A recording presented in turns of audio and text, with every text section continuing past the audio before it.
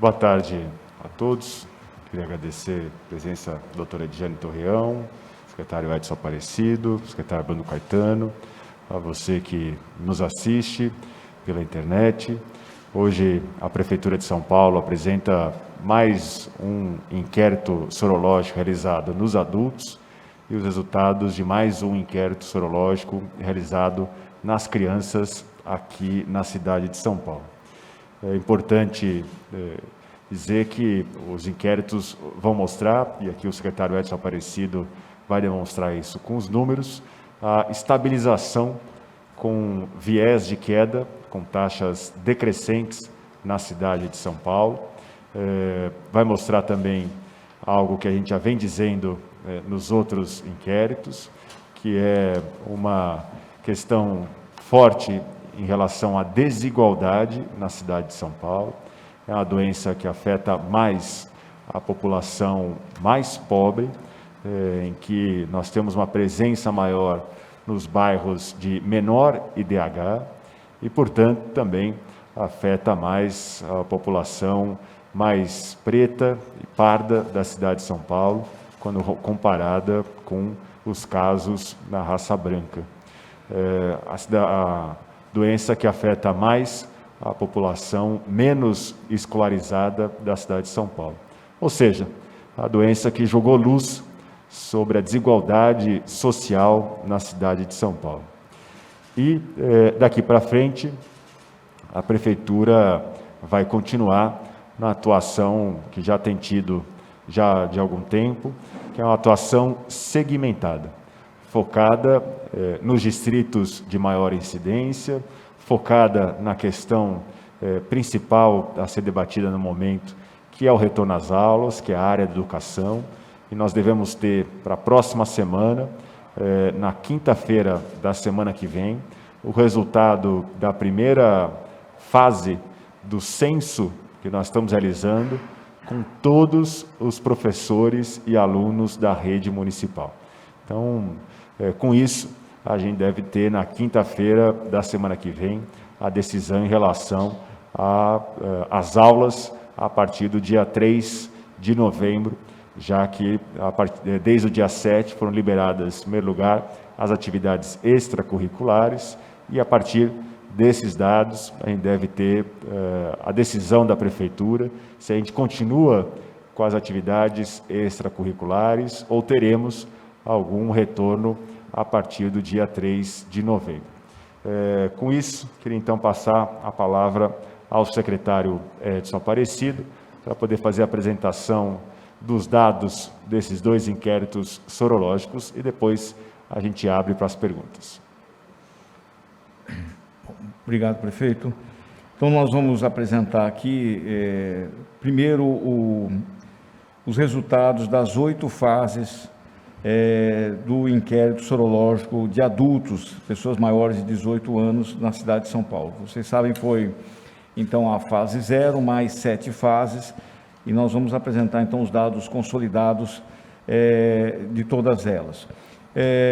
A importância do inquérito é conhecer a situação sorológica da população e direcionar estratégias de atenção à saúde para os casos suscetíveis ao longo de todas as etapas. Foram 9 fases com coleta e entrevista realizada pelos profissionais de 472 unidades básicas de saúde.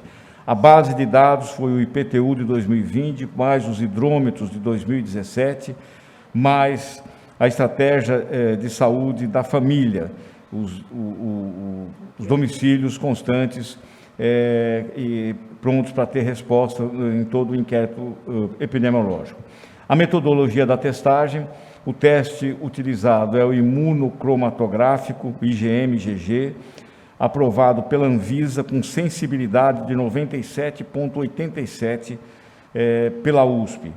A análise, os exames são realizados em ambiente laboratorial com iluminação adequada, a partir do soro centrifugado por técnicos de nível superior, que foram calibrados para leitura e com padronização para análise, realizados no LabZul, que é o laboratório da Covisa da Secretaria Municipal de Saúde, com certificação do Instituto Adolfo Lutz.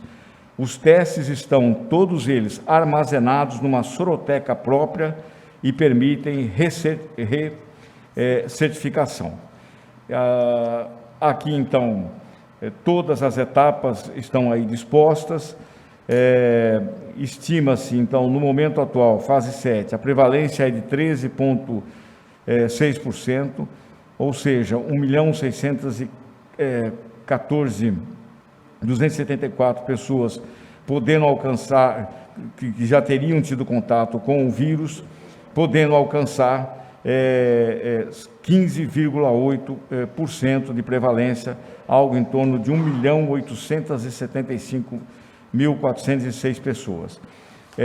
O destaque aí nesta apresentação é para a fase 5, onde a fotografia daquele inquérito apontou 1.994.102 pessoas de prevalência de contato com o SARS-CoV aqui na cidade de São Paulo.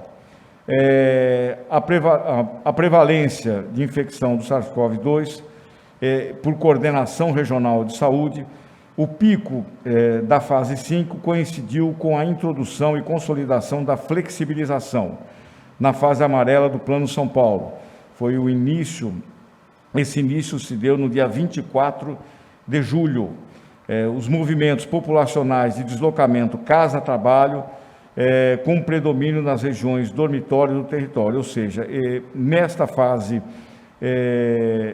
5 do inquérito, nós tivemos uma prevalência mais elevada nas regiões chamadas dormitório do município. Os patamares elevados mais constantes foram na Zona Leste, que chegou a 19,6%, e na Zona Sul da cidade, a 19,6%. Os destaques sociodemográficos de todas as 8 fases são os seguintes. Faixa etária. A partir da terceira fase, se consolida a maior prevalência em jovens e adultos até 49 anos, sendo maior na fase 7, na faixa de 35 a 49 anos, 19,2%. A escolaridade.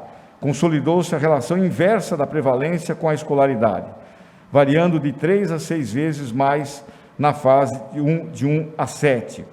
Raça e cor. A prevalência da infecção entre os indivíduos de raça e cor preta e parda foi sempre maior do que na raça de cor branca, chegando ao dobro nas fases 4 e 7. Classe social. O maior risco de infecção nas classes D e E, de 2 a 6 vezes mais do que na classe A e B. Moradores no domicílio. Domicílios com 1 ou 2 pessoas mostraram-se consistentemente menores que nos domicílios com 5 ou mais moradores, chegando ao dobro na fase 4. Distanciamento social. À exceção da fase 3, todas as fases, a prevalência entre os indivíduos que não aderiram ao distanciamento social foi maior, de 1 a 3 vezes. A menor adesão é entre jovens e adultos. E o regime de trabalho, é evidente a proteção pelo teletrabalho, que mostra uma proteção de 2 a 4 vezes maior do que aquelas pessoas que têm que sair para trabalhar. Aqui, este gráfico também é bastante importante, mostra a distribuição da prevalência no município pelo IDH da cidade. Essa região do centro expandido, azul, IDH mais alto, amarelo, IDH intermediário, e o vermelho, os IDHs menores da cidade.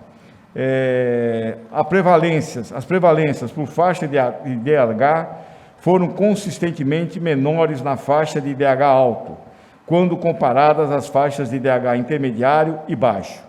A diferença de prevalência entre o IDH alto e o IDH baixo foram significativas nas fases 2, 3, 6 e 7.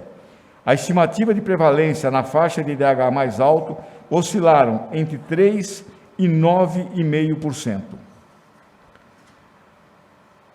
Este gráfico mostra a proporção dos assintomáticos, a proporção de indivíduos que não referiram sintomas gripais desde o início de março, chamados assintomáticos, revelando uma proporção alta, entre 31,1% e 43,7% de assintomáticos.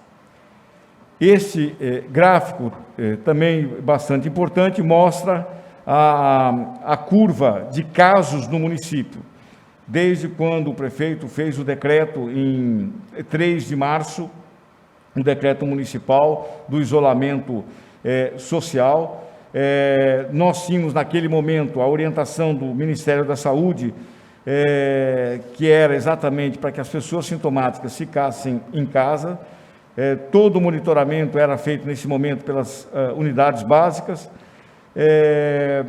Tivemos aí uma mudança importante de protocolo, quando passamos a testar os sintomáticos e encaminhá-los à internação nos hospitais de campanha, e também iniciamos todas as ações nas comunidades. Logo em seguida, quando começa a ter a elevação do número de casos, nós passamos a acompanhar os distritos da cidade com maior incidência de casos. Eram 14 inicialmente, depois passaram para 18. Tivemos o pico de casos na cidade no dia 1º de junho, né?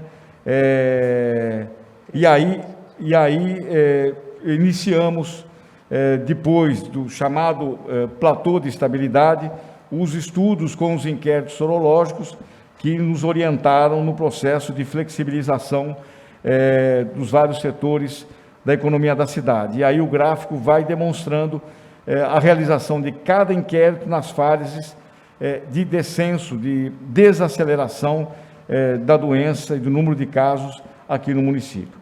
Então, a partir da observação epidemiológica com a diminuição dos óbitos, casos e da solicitação de vagas de internação, em junho de 2020, a Secretaria Municipal, então, inicia todo esse processo dos inquéritos sorológicos, objetivando consolidar os marcos e as evidências à luz de metodologia científica. As maiores evidências do inquérito no município de São Paulo, nas suas 8 fases: maior prevalência na classe social D e E, entre jovens e adultos até 49 anos e nas pessoas nas regiões de IDH baixo da cidade. Os fatores protetivos: o teletrabalho, o distanciamento social, com uma menor adesão nos jovens, e a escolaridade de 3 a 6 vezes menor no nível superior. Então, essa é a consolidação de todas as 8 fases do inquérito sorológico de adultos na cidade, que foram fundamentais no sentido de que a gente montasse toda a estratégia de saúde neste período, sobretudo quando o município passou a fazer a flexibilização da abertura aqui no município. Agora, o inquérito sorológico de SARS-CoV-2 para os escolares na cidade, a prevalência de infecção dos escolares na rede pública e privada da cidade, os resultados, então, da fase 1 até a fase 4. A metodologia de testagem é a mesma de adultos, né? A fase 4 mostra um resultado de prevalência de 16%, sendo a prevalência entre os estudantes da rede municipal 17,6%, na rede estadual aqui da cidade 15,4%, e a prevalência na rede de estudantes da rede privada 12,6%. De qualquer forma, pode-se ver aí uma comparação da terceira fase, que a prevalência dos alunos na área privada, ela cresceu de 9,7% para 12,6%. Estima-se, então, que a gente tenha 236.841 estudantes com anticorpos do SARS-CoV-2 no município. A análise, então, em escolares da rede pública e privada, das 4 fases, a prevalência, os alunos da rede municipal, basicamente não há diferença entre os alunos de 4 a 5 anos, de 6 a 10 anos e de 11 a 14 anos. Na fase 3, as redes públicas municipais, 18,4%, e a estadual, 17,6%, e a privada, 9,7%. Na fase 4, houve uma evolução da prevalência da rede privada, de 9,7 para 12,6, embora ainda abaixo da prevalência tanto dos alunos da rede municipal e também da rede estadual. Número de crianças assintomáticas, ele variou de 64,4% a 69,5%. Na fase 3 foi de 66%, né? Mais elevado na rede privada, 70,3%, e na fase 4, 64,9%, também é mais elevado na rede municipal, 71,3%. Se nós formos estabelecer uma comparação com o inquérito de adultos, é possível se perceber que o número de crianças assintomáticas que tomaram contato com o vírus é o dobro dos adultos, o dobro dos adultos. Raça, cor, a prevalência da cor parda e preta é maior em relação à branca em todas as fases do inquérito sorológico dos estudantes. Classe social, com maior prevalência, indivíduos com renda nas faixas de classe D e E, maiores do que na classe C, com destaque na fase 3 para as classes D e E, que são o dobro, né, de prevalência dos alunos da classe A e B. Moradores, alunos que moram com pessoas com mais de 60 anos no mesmo domicílio.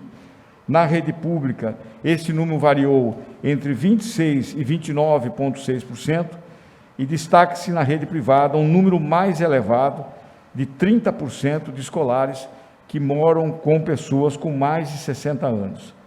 A adesão ao distanciamento social permaneceu elevada em todas as fases dos 4 inquéritos, em 98,2%. Agora, prefeito, queria rapidamente passar a palavra à doutora Ediane, que vai falar sobre a questão da síndrome inflamatória multissistêmica pediátrica. E depois a gente volta para dar as conclusões finais do inquérito. Boa tarde a todos. Obrigada pela consideração, secretário, em permitir essa apresentação. Em nome de todos os funcionários que trabalham na vigilância à saúde do município, a gente tem a honra de apresentar e alertar a rede de pediatras de São Paulo, da cidade de São Paulo, sobre a situação da síndrome inflamatória multissistêmica pediátrica. Ocorre em casos de crianças que estejam temporalmente associados à Covid, se caracteriza por uma doença inflamatória multissistêmica, a criança apresenta febre elevada e temporalmente está associado a ter ocorrido ou convivido com pessoas que tiveram Covid, e uma vez, como o secretário Edson já apresentou, 70% das crianças podem ter Covid de forma assintomática. Essa é a razão da gente estar trazendo um pouco da revisão sistemática que fizemos no município de São Paulo, enquanto acompanhávamos o inquérito sorológico de crianças na cidade.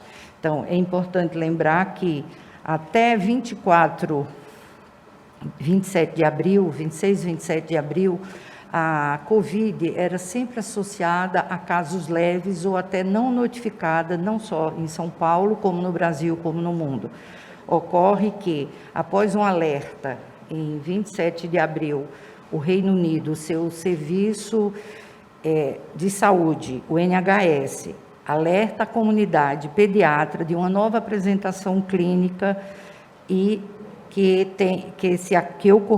ocorreu no município, no Reino Unido, embora se soubesse que a taxa de mortalidade de Covid era menor que 0,5%, essa síndrome vinha se apresentando e ela trazia uma nova apresentação clínica associada temporalmente em semanas anteriores ou dias anteriores até a pacientes que tiveram, crianças que tiveram Covid ou seus familiares. Então, era uma doença de maior gravidade e apresentava maior mortalidade. Em 20 de maio, o Brasil, a Secretaria de Vigilância à Saúde, do Ministério da Saúde, junto com a Organização Pan-Americana de Saúde e a Sociedade Brasileira de Pediatria, alertaram a comunidade pediatra para ficar atenta a crianças com febre persistente, com casos de hipotensão, qualquer comprometimento de múltiplos órgãos, inclusive com fatores muito importantes e história epidemiológica, o resultado de PCR positivo para a COVID. Tratava-se de uma síndrome inflamatória grave, multissistêmica, que apresentava uma tempestade de citocinas, marcadores inflamatórios, que apontava para a possibilidade de ser COVID. Muitas vezes associado a um diagnóstico diferencial de síndrome de Kawasaki, que também se caracteriza por uma vasculite, uma doença inflamatória grave, que tem lesão cardíaca, multissistêmica e lesões cutâneas sérias. A associação com a síndrome, com a COVID, com a síndrome inflamatória multissistêmica, era importante a presença de associação positiva com a sintomatologia de COVID ou o contato epidemiológico e o exame de PCR positivo. Então, nesse momento, em 4 de julho, o Ministério torna a doença de notificação compulsória em todo o país. Então, é muito importante lembrar que o Estado de São Paulo, no seu boletim epidemiológico número 1 e 2, ele publica na semana epidemiológica 39, que é a data mais ou menos de 26 de setembro. Ela diz o seguinte, que os casos no Brasil são em investigação, já são 197, no município de São Paulo, 20 casos em investigação com 2 óbitos. E o estado de São Paulo com 55 casos e 4 óbitos. Então, embora seja uma síndrome rara, há uma razão para que a Secretaria Municipal de Saúde tenha o cuidado de avaliar como se comportou a situação dessa síndrome inflamatória multissistêmica na cidade, no estado, no Brasil e no mundo. E é isso que a gente quer falar um pouco aqui, como, por exemplo, estudos de coorte, quer dizer, de crianças que foram seguidas nos seus exames, a ocorrência de casos, o CDC de Atlanta, ele faz uma publicação e aponta o seguinte: o primeiro caso ocorreu em abril, nos Estados Unidos, de 2020, era uma criança de 6 meses que apresentava esse quadro sistêmico, como nós citamos. Então, eles fizeram a revisão nos Estados Unidos, em 570 casos. Esses casos foram estratificados em 3 classes. A classe com quadro leve, a classe, 1/3 deles com quadro respiratório e 1/3 deles com COVID associado à síndrome de Kawasaki. A maior mortalidade foi identificada na classe 2, com quadro respiratório semelhante ao quadro de adulto e com uma mortalidade de 5,3%. Quando a gente falou que a mortalidade era menor que 0,5% nos Estados Unidos e no Brasil 1%. Então, estudos do Amazonas também apresentaram 18% de mortalidade e nós, então, nos debruçamos sobre as evidências científicas em estudos que ocorreram no Brasil. Então, escolhemos 3 situações para compartilhar aqui com vocês. Uma delas foi a Faculdade de Medicina da USP de São Paulo, publicou na revista Clinics, um estudo onde ela compara exames e quadro clínico de crianças com COVID e crianças com COVID com síndrome inflamatória multissistêmica pediátrica. Esse estudo de 371 crianças evidenciou 66 casos positivos para COVID e desses 6 com síndrome inflamatória multissistêmica com marcadores extremamente elevados. 67% dos casos com SIM foram a óbito. Então, temporalmente, eles estavam relacionados à infecção por COVID, mesmo casos que inicialmente foram leves. Então, da mesma forma, estudos em Harvard, que foram publicados no Jornal de Pediatria, com 192 crianças, além de outros enfoques. 192 crianças, 49 eram positivas e 26 delas tinham sintomas leves, sendo 18 com quadro compatível com síndrome inflamatória multissistêmica. Então, o que eles concluem, além dessa avaliação desse quadro clínico similar, dessa tempestade de citocinas e desses marcadores inflamatórios muito presentes? Crianças assintomáticas possuem elevada carga viral em nasofaringe e muito maior que adultos gravemente internados em UTI com o quadro clínico de Covid. Destaca que, apesar da maioria ter quadro leve, mantém elevada carga viral e revela-se potencial fonte de contágio. Esse é o estudo que foi realizado em Harvard, em 19 de agosto, publicado no Journal of Pediatrics. Além disso, a gente avaliou um segundo exame muito importante, um estudo que foi publicado pela London School em agosto de 20, publicado no Lancet, e que diz, esse estudo, entre outras funções, ele avaliava o retorno das escolas, o retorno e a flexibilização do convívio social. E mostra o quê?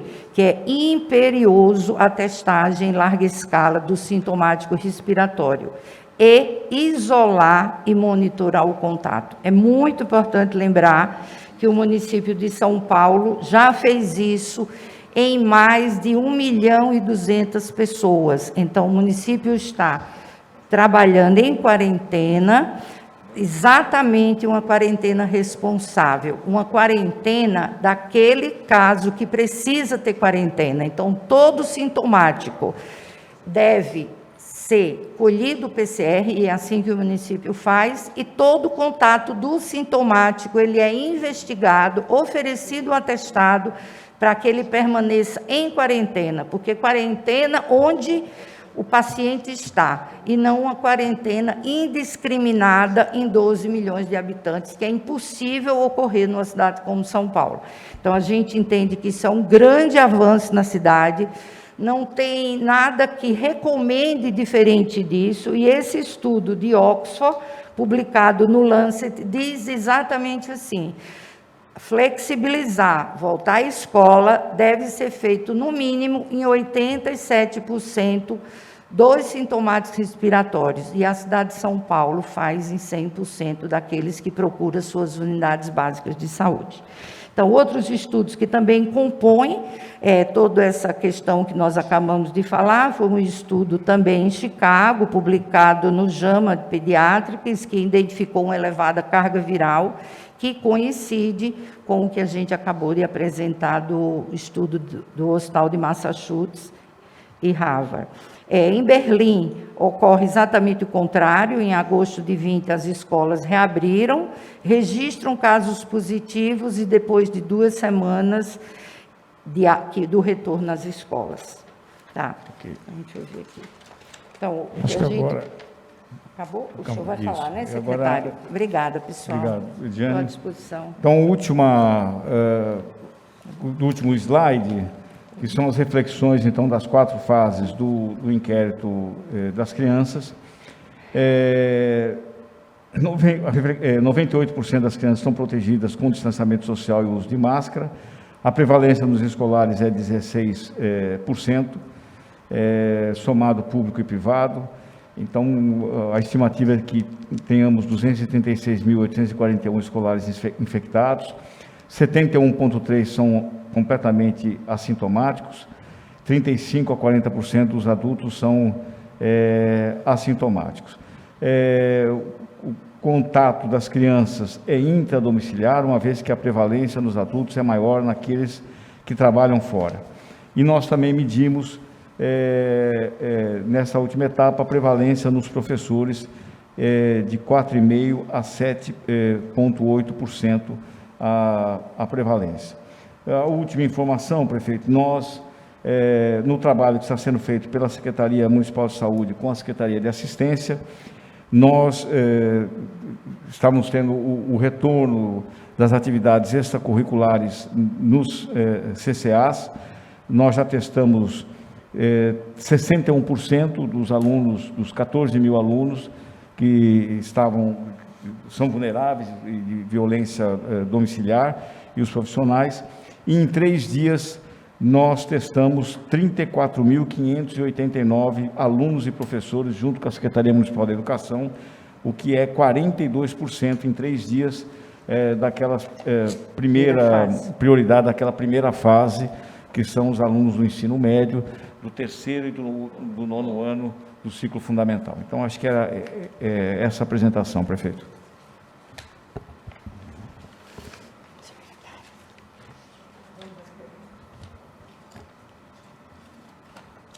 Vamos às perguntas, lembrando que as apresentações exibidas aqui serão disponibilizadas aos jornalistas após a coletiva.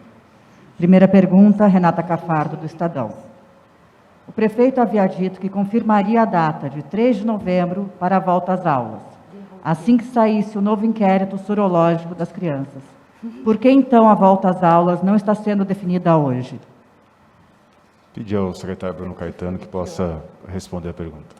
Veja, Renata, a Prefeitura tem informado nas últimas coletivas de que a decisão da volta às aulas se dá por um contexto de informações do inquérito sorológico, o censo sorológico, que o secretário Edson acabou de mencionar, e também todos os outros indicadores da cidade de São Paulo, né? O que a Prefeitura informou é que durante o mês de outubro, com o avançar do inquérito, mas principalmente do censo e das demais informações, a Prefeitura vai se pronunciar. O prefeito disse aqui hoje, na abertura da coletiva, de que a data estimada para esse pronunciamento é na quinta da semana que vem, no dia 22, em coletiva previamente agendada. Então, não há nenhum tipo de atraso ou adiamento dessa manifestação. A Prefeitura, no mês de outubro, se manifestará sobre a data possível do dia 3 de novembro. Próxima pergunta, Bruna Barbosa, Rádio Bandeirantes. Qual a análise da Prefeitura de São Paulo sobre a reabertura de equipamentos culturais no último final de semana? E qual a previsão para a liberação de parques nos fins de semana? Isso deve acontecer ainda este ano? Pedir para o secretário Edson Aparecido responder. Bom, a área cultural, com a passagem do município para a fase verde do Plano de São Paulo, foi permitido, então, avançarmos na abertura de cinemas, de teatros, de galerias, de áreas de exposição, de eventos também, determinados eventos, todos eles com limitação de capacidade de 60% do local, e com uma ampliação do horário de atendimento. A questão dos parques, nós fomos fazendo gradativamente a abertura durante a semana, depois a ampliação do horário, e nos finais de semana nós temos uma afluência muito grande de pessoas nos parques no final de semana. Para se ter uma ideia, só o Parque do Ibirapuera recebe num final de semana 100 mil pessoas. Então, da forma como que o prefeito já anunciou na sexta-feira, nós vamos dar esses próximos 15 dias para fazer uma nova avaliação de como vai ser o procedimento da ocorrência de novos casos, em função da abertura, da entrada do município na fase verde, e aí, então, daqui 15 dias faríamos uma avaliação para ter, então, a determinação de reabertura dos parques aos finais de semana. Eu queria só complementar, lembrando que a cidade de São Paulo vem colecionando bons índices, não teve que retroceder até agora em nenhuma atividade que foi reaberta na cidade de São Paulo, mas é importante lembrar que o vírus ainda é uma realidade a ser enfrentada. A cidade não passou ainda pela pandemia. Nós ainda continuamos a lutar contra o coronavírus na cidade de São Paulo. Esse processo de reabertura, ele tem algumas premissas. A premissa, claro, da defesa do emprego, para garantir a atividade econômica, mas, acima de tudo, continuar a evitar a aglomeração para preservar a vida na cidade de São Paulo. Então, peço um pouco mais de paciência às pessoas. Todo mundo gosta de frequentar o parque aos finais de semana, mas ainda não é o momento de estimular a aglomeração na cidade de São Paulo. Acabamos de passar para mais uma fase importante do Plano São Paulo, a fase verde, com atividades culturais sendo retomadas na cidade de São Paulo. Todo mundo sabe o tamanho que as atividades culturais têm na cidade de São Paulo.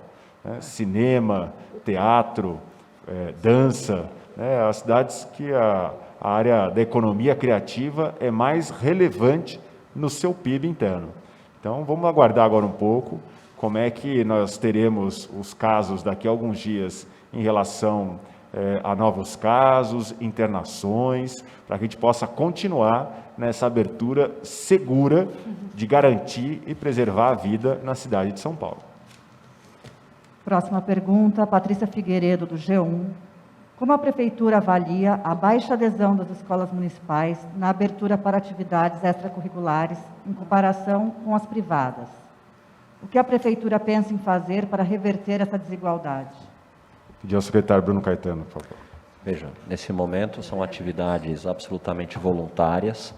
O ensino regular segue sendo realizado de maneira normal pelas escolas, todas elas, sem exceção, seja por meio do trilhas de aprendizagem, os cadernos encaminhados à casa das nossas crianças, cadernos esses que já têm a sua segunda edição, seja também pelas aulas online, pela plataforma de sala de aula.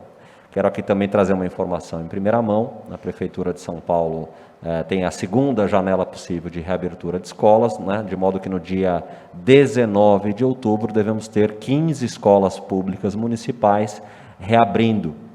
Essas escolas manifestaram interesse ouvindo os seus conselhos na última semana, na última sexta-feira, e passaremos a ter, então, a partir do dia 19 de outubro, outras 14 escolas, que somam 15 ao todo. Lembrando que todo o esforço da Prefeitura segue para as aulas regulares.